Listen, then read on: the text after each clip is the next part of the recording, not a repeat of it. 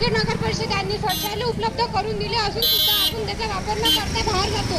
बाहेर गेल्यामुळे रोगराई, घाण, अस्वच्छता निर्माण होते. तसेच मच्छर, मुंगकुटे तयार होते. मच्छराईमुळे अनेक प्रकारच्या बिमारी होतात, जसे की हगी वकी अशी बिमारी तयार होतात. म्हणून तुम्ही शौचालयाचा वापर करा. आता तुम्ही शौचालयाचा वापर करणार ना?